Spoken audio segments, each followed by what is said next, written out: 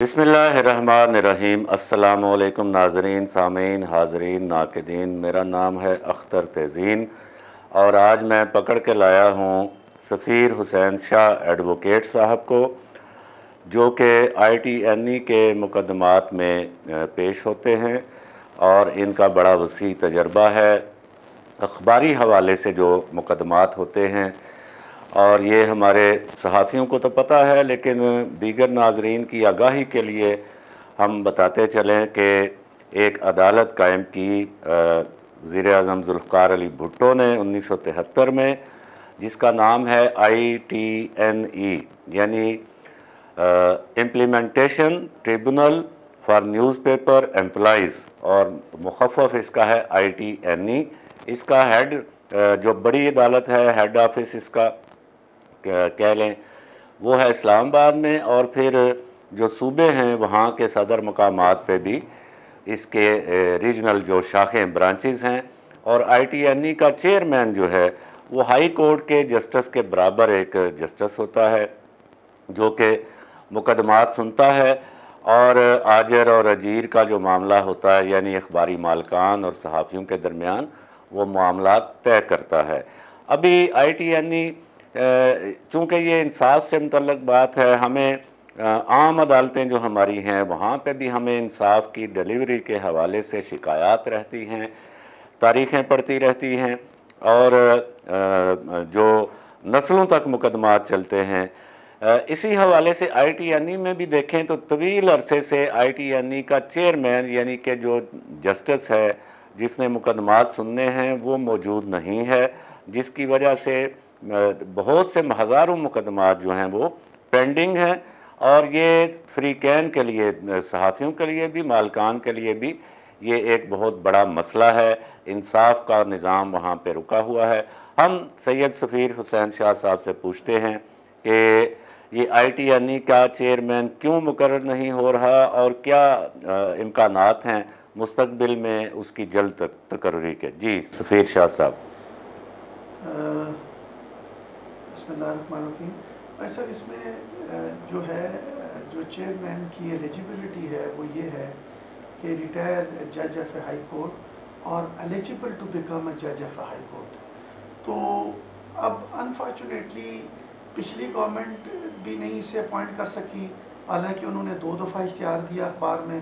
اور انٹرویوز بھی کنڈکٹ کیے، اور یہ پریزنٹ گورنمنٹ نے بھی اشتہار دیا ہے، اور اس کے بعد بڑے ہائی لیول کی ایک کمیٹی بنی ہے، اس کے انٹرویوز لیے ہیں انہوں نے، اور اس کو بھی ابھی فائنلائز نہیں کر سکے۔ تو اس میں اس میں جو ہے نا، ہائی کورٹ میں کیسز بھی چل رہے ہیں، ریٹ بھی چل رہی ہیں کہ یہ اپوائنٹمنٹ اب جو ہے وہ چیئرمین آئی ٹی این ای کا اپوائنٹمنٹ کیوں سست ہو رہی ہے، اور ہائی کورٹ کی بھی جو ہے نا کئی دفعہ نوٹس بھی ایشو ہوا منسٹری آف انفارمیشن کو بھی، اور باقی جو ادارے ہیں جنہوں نے مل کے یہ اپوائنٹمنٹ کرنی ہے۔ تو اس میں کوئی ایسی ریزن تو نہیں ہے، لیکن یہ ضرور ہے کہ ابھی تک جو آئی ٹی این ای کا چیئرمین اپوائنٹ نہیں ہوا، اس سے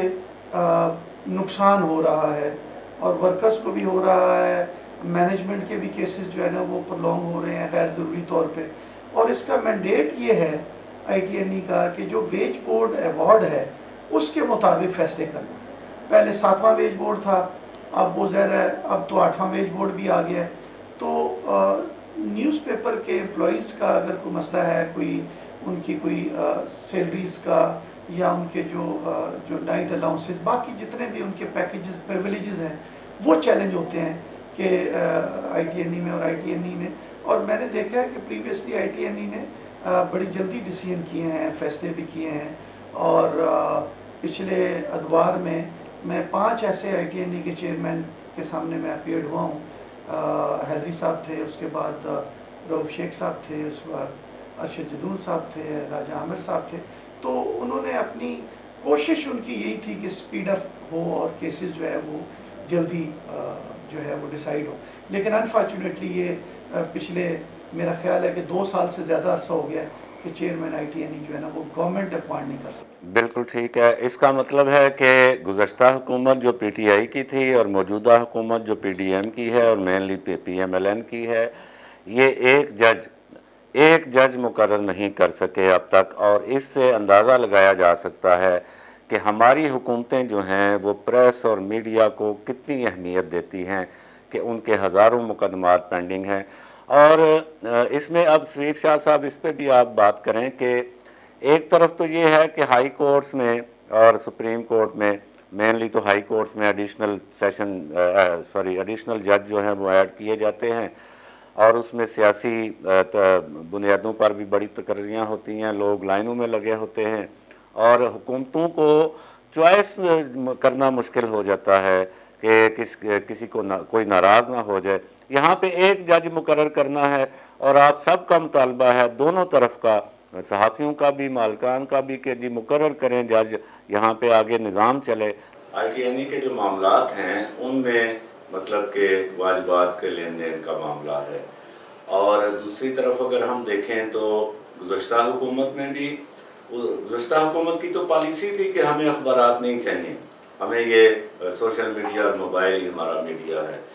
موجودہ حکومت نے بھی اب تک جو ایڈورٹیزمنٹ ہے، جو مین حکومت ہوتی ہے اشتہاری پارٹی،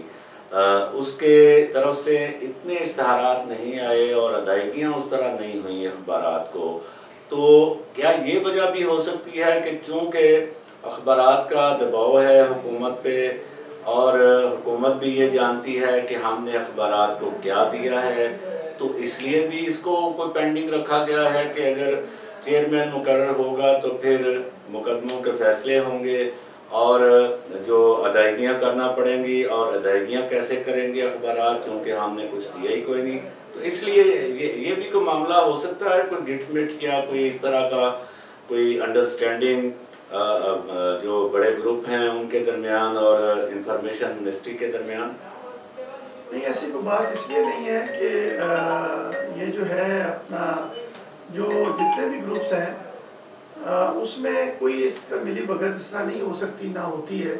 آئی ٹی این ای کے چیئرمین کی بات آپ صحیح کر رہے ہیں، لیکن جتنا بھی آئی ٹی این ای کے چیئرمین کے فیصلے کے اگینسٹ اپیل کا رائٹ نہیں ہے، تو وہ ہم کیا کرتے ہیں کہ جی ہم جاتے ہیں رٹ میں۔ اب رٹ میں اسلام آباد ہائی کورٹ کا جو ڈسپوزل ہے وہ بہت اچھا ہے، انہوں نے بڑے کوئک فیصلے کیے ہیں اور بڑے کوئک ڈیسیژن کیے ہیں۔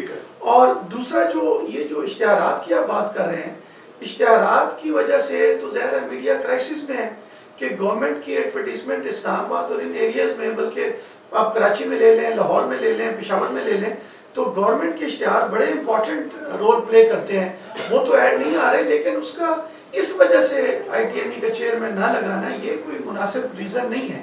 ریزن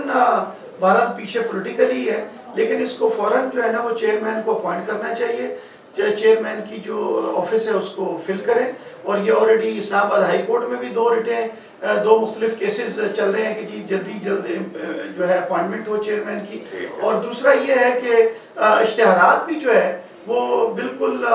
جو اخبارات کا گلا نہ گھونٹا جائے، اور ان کو گورنمنٹ کو چاہیے کہ اس میں کمپینز ریلیز کریں اور ان کو اشتہارات دیں تاکہ وہ آگے اپنے ایکسپینسز بھی چلائیں۔ آج کل پیپر مہنگا، انک مہنگی، ساری چیزیں مہنگی، پیپر کی قیمتیں ڈبل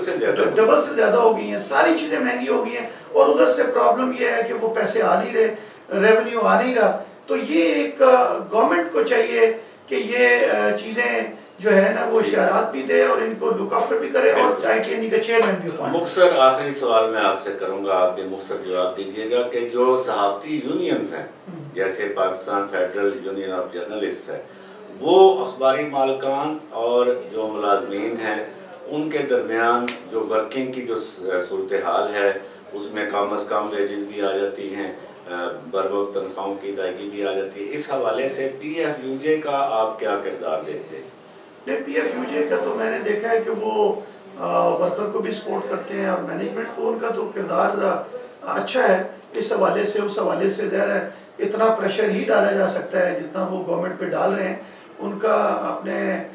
دائرہ کار میں رہتے ہوئے وہ بڑا پازیٹیو رسپانس ہے ان کا۔ لیکن بہرحال یہ تو گورنمنٹ کو چاہیے کہ یہ تنظیمیں بھی پریشرائز کریں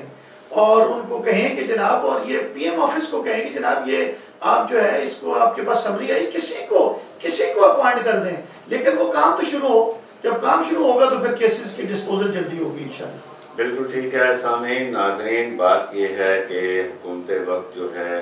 اس کا یہ فرض بنتا ہے کہ وہ اپنے ملک میں جو انڈسٹری ہے اس کے لیے سازگار ماحول پیدا کرے، اور اخباری انڈسٹری جو ہے وہ اس ملک کی بقا کے لیے اس طرح ضروری ہے جیسے قائد اعظم نے کہا کہ nation and press rise and fall together. تو حکومت وقت کو چاہیے اخبارات کو پرانی ادائیگیاں کرے بر وقت، اور آگے اشتہارات کی جو ترسیل ہے اس کو نہ صرف بڑھائے بلکہ اس کو انصاف پر مبنی بھی کرے، تاکہ کسی ایک جگہ پہ وہاں پہ فیورٹزم نہ ہو، اور اس طرح یہ انڈسٹری بھی پھلے پھولے۔ یہ انڈسٹری اخبارات پھلے پھولیں گے تو اسی میں مالک کا بھی فائدہ ہے، اسی میں ورکر کا بھی فائدہ ہے۔ آپ کا بہت شکریہ۔ اللہ نگہبان۔ پاکستان زندہ باد۔